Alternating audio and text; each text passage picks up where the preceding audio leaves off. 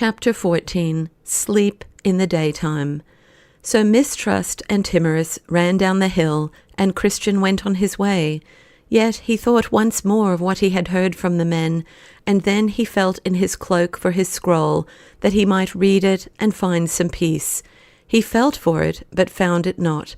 Then was Christian in great grief, and knew not what to do for the want of that which was to be his pass to the celestial city. At last, thought he, I slept in the cave by the side of the hill. So he fell down on his knees to pray that God would give him grace for this act, and then went back to look for his scroll. But as he went, what tongue could tell the grief of Christian's heart? "Oh, fool that I am," said he, "to sleep in the daytime, so to give way to the flesh, as to use for ease that rest which the Lord of the hill had made but for the help of the soul."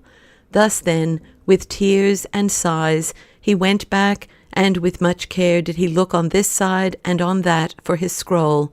At length he came near to the cave where he had sat and slept. "How far," thought Christian, "have I gone in vain?" Such was the lot of the Jews for their sin.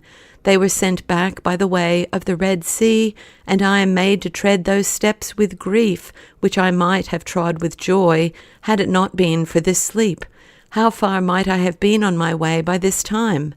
I am made to tread those steps thrice, which I need not to have trod but once.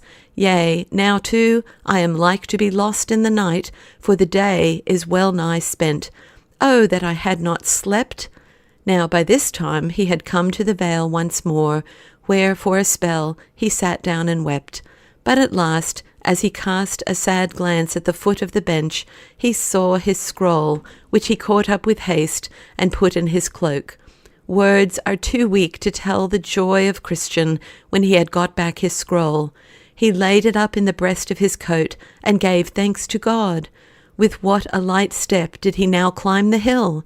But ere he got to the top, the sun went down on Christian, and he soon saw that 2 wild beasts stood in his way.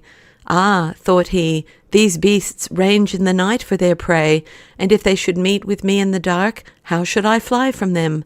I see now the cause of all those fears that drove Mistrust and Timorous back." Still Christian went on, and while he thought thus on this sad lot, he cast up his eyes and saw a great house in front of him, the name of which was Beautiful, and it stood just by the side of the high road.